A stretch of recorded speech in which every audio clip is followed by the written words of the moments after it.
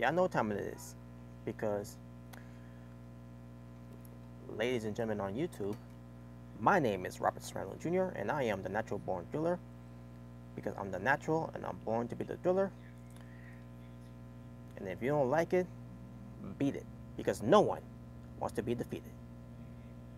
So yes, what's going on, YouTubers? Welcome everyone to the Impact Wrestling Review. This will be your December 14th, 2017 edition for this this show that I just finished watching.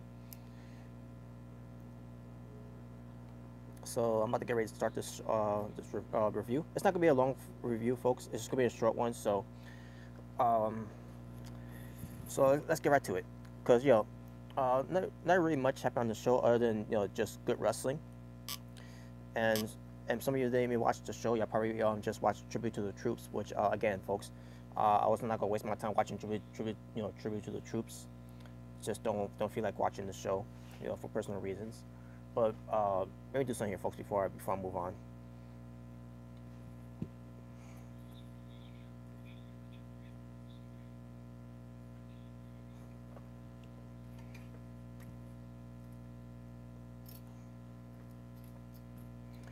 So hopefully that's good enough lighting. But let's run through this, folks. So here we go. Let me get the notes. Like I said, it's not gonna be a long review, folks. So let's get right into it.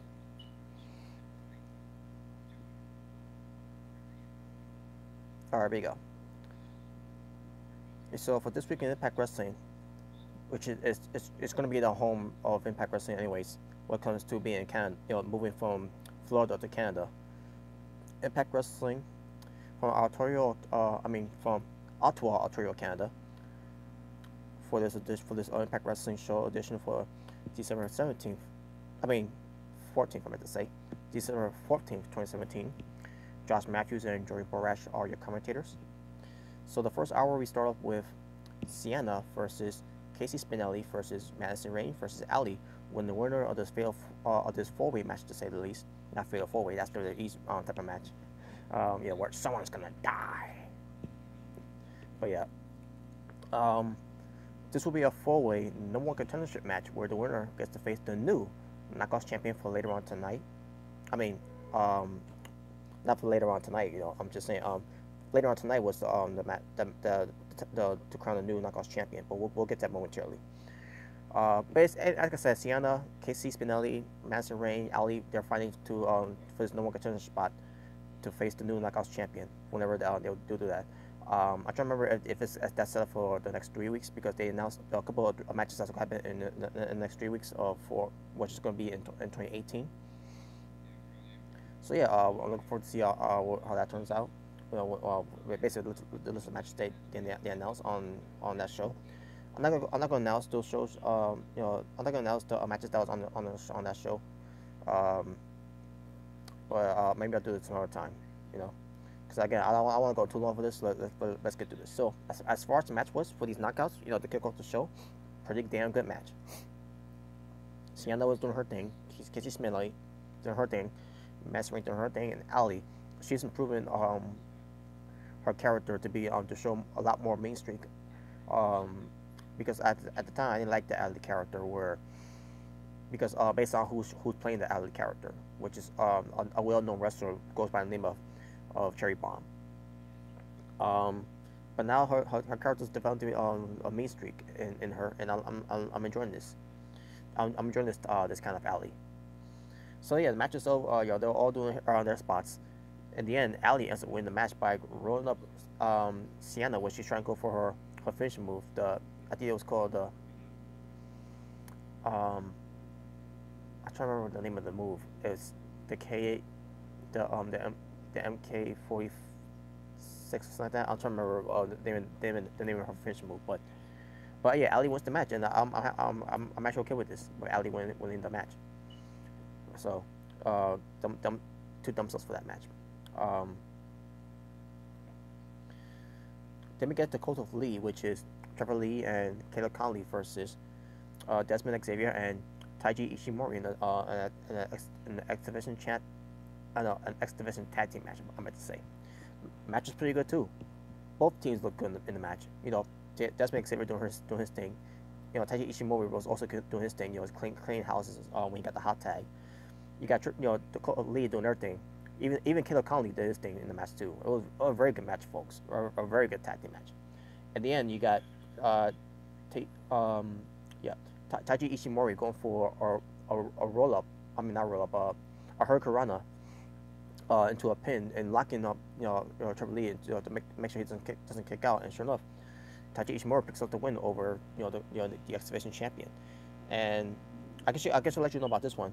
Taiji Ishimori is getting an opportunity for the X Division championship against Triple Lee in the next three weeks, which I think this makes difference in the match too. But I think they're basically what they're doing on commentary is that what comes to Jordan Borash and Josh Matthews talking on commentary, they're basically signaling that Taiji Ishimori is one who's going to get the opportunity of the X Division championship, which is good. Hopefully that's what he gets, and we'll see how that match turns out when we get to it. But again, I'll talk more about that in another video. Alberto El Patron, this is what I don't get. Alberto El Patron teams up with P.D. Williams and Johnny Impact. Even though Alberto El Patron has been feuding with Johnny Impact, but they're teaming up together for some reason. Why, I don't know. But they go up against Eli Drake, who is the world champion in Impact Wrestling, teamed up with Chris Adonis and a mystery tag team partner of theirs. And the one who picked the mystery tag team partner for Eli Drake and Chris Adonis was Jimmy Jacobs. Jimmy Jacobs comes out to announce who's going to be their mystery partner, and not only Jimmy Jacobs is going to manage this this mystery wrestler to be the partner for Eli Drake and Chris Adonis, but Jimmy Jacobs is basically he's going to have TV time for Impact Wrestling this time. And here's another thing: Jimmy Jacobs, his role is being a manager and to be a writer for Impact Wrestling. And who knows, maybe they'll have him wrestle too, because Jimmy Jacobs is also a very good wrestler. And Jimmy Jacobs, yeah. So let's get to who's the mystery partner and who Jimmy Jacobs is going to be managing from now on Impact Wrestling. The return of Congo Kong. So he returns. So they have a match. Match was pretty decent. A lot of these guys doing their spots. Jimmy Jacobs doing his thing and being a manager. So here's the thing. Johnny Impact and Alberto El Patron, how they gonna work together and all that, right? They start pushing each other and all that. They started going at each other in the match as well. At one point, they didn't want to stand in the same corner because I'm like, how this is gonna work when these two guys, they hate each other and everything. How they gonna work together? Sure enough, they did manage to work together a little bit. P. Williams doing his thing, and also being taken down by Eli Drake, Chris Adonis, and Congo Kong. So then we go for some spots outside the ring. So P.D. Williams, well, first Johnny Impact did a spot outside the ring, by the way, to I believe it was Chris Adonis. I'm trying to remember if it was either Chris Adonis or Eli Drake. But so then P.D. Williams tried to go for a spot outside the ring to Congo Kong, where he's doing a springboard to do a hurricanrana, but then Congo Kong called him, and then he power bombs him into the crowd, and he starts ripping the guardrail apart. He starts taking.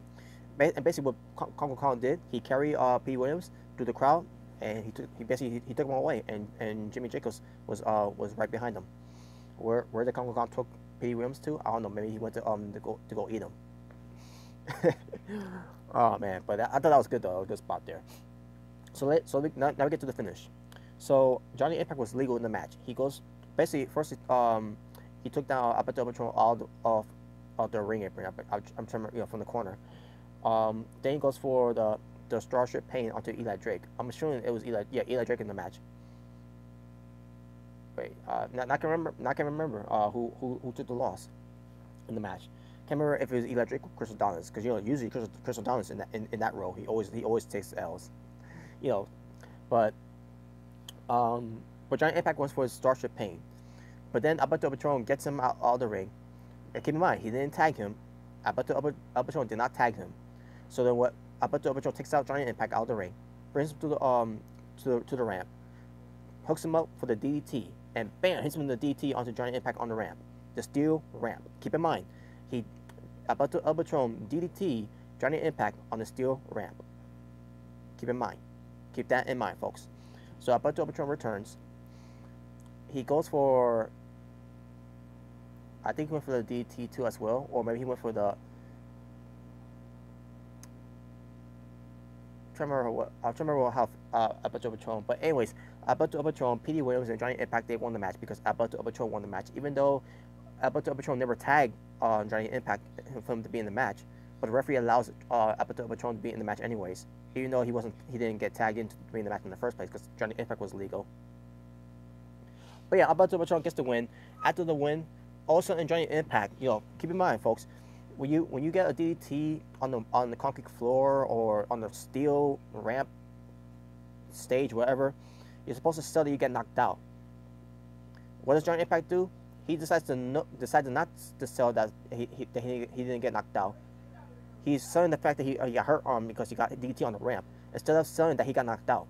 I'm like, fucking garbage. He's fucking trash. His fucking selling of pretending that he's supposed to get knocked out, fucking trash. He's supposed to sell that he's supposed to get knocked out, but instead he decided to sell that, oh my god, I'm hurt from the DDT, taking a DDT on the ramp. No, you're supposed to sell that you got knocked out, dumbass. But the match itself, it was in the 1 hour slot, and then started blending into hour number 2. And then when we get to hour number 2, we got to Park and Parks. No, not commercial this time. This time Joseph Park and Chandler were talking about something backstage and all that, whatever. And then Chandler starts saying that he wants to wrestle.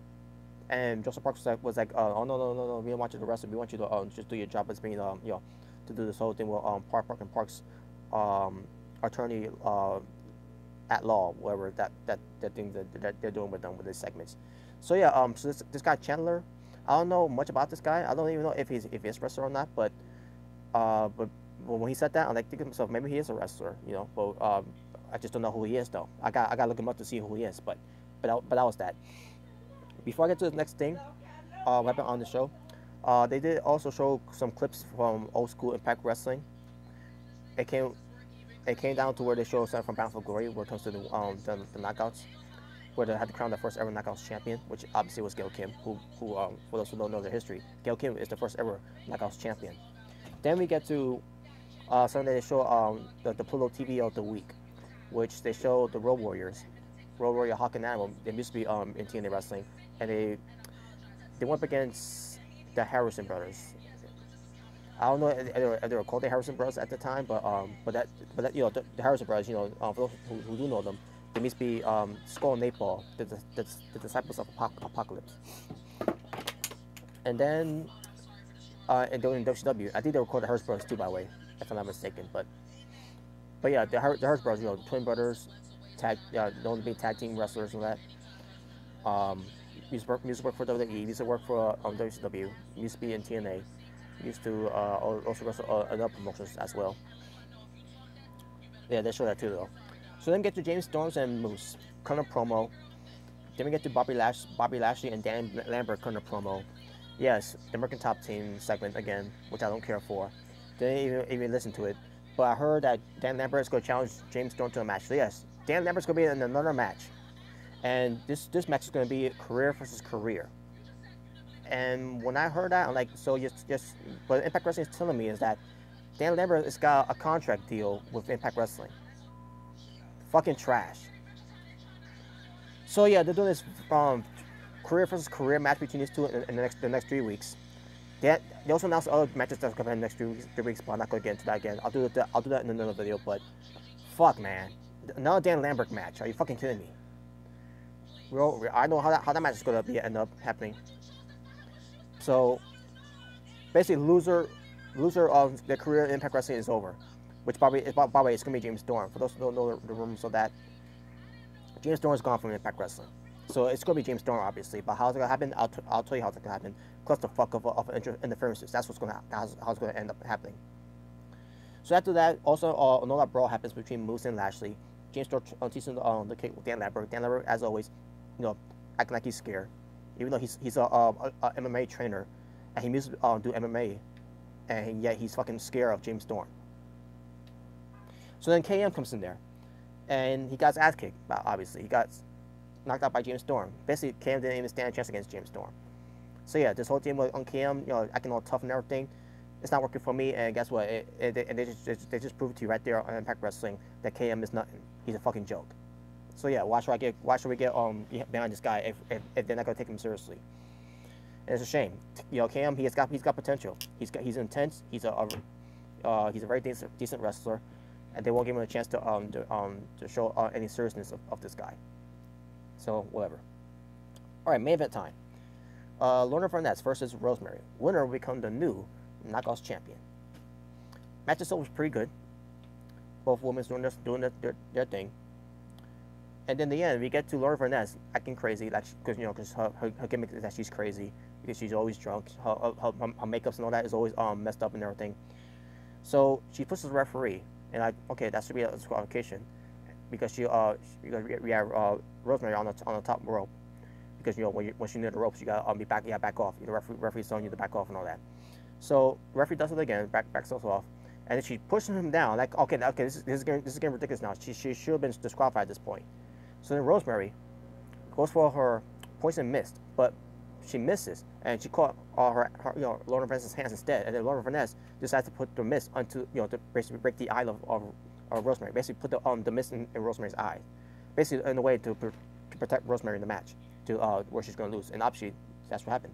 So Lorna Vernez, she went for the avalanche unprettier onto Rosemary, and then the referee goes for the 3 count, and yeah, Lorna Vernez, new Knockouts champion.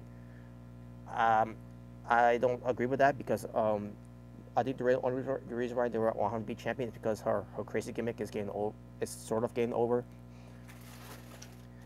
But yeah, they got her as a Knockouts champion, even though the crowds wanted Rosemary to win, because they kept trying for Rosemary to win. But we're not going to give Rosemary that win. We're going to give Lorna for this. Now, I'm not too mad about that. The match was good though. That's why I'm not going to get too mad about that, because both women did a good job in the match. But Rosemary should have won the match, in my opinion. The reason why Lorna again, the reason why she won the match is because, and become the new Knockouts champion is because her crazy gimmick that she's getting over with certain of the crowds is why she's the champion. And now we got a crazy gimmick being the Knockouts champion now, which whatever, it is what it is. But yeah, but then that's not how the show ends. The show ends because during the prior of the show, we get a segment where Conan, keep in mind last week Conan said he has an offer from Sami Callihan that he cannot refuse. So they did a segment between these two to end the show, where Sami Callihan is looking for Conan, and he found Conan, even though he went through a couple of guys. It was weird the way it was done, but I thought it was funny too. But Conan and Sami Callihan, stay exchanging a little bit of words to each other, and then Conan was threatening Sami Callihan about taking out his people from some kind of tattoo shop in Ohio. But basically, it's going to lead to a match between OVE versus LAX. Winner, and obviously it's going to be for the I think it's going to be for the tag team titles. And Sami Callihan said, if OVE wins, then no more LAX. They're gone. No Homicide, basically no LAX overall. And I can't remember what was the exact stipulation it is. I can't really remember, but it's going to be something involved with the Impact Wrestling Tag Team Championships. So we'll wait and see how that turns out. So to the end of the segment, Sami Callihan pulls out a fireball and boom, blinds Conan in the eyes and all that, and talking trash to Conan on the floor. I thought he was going to just beat him up at this point, but he didn't. Wow.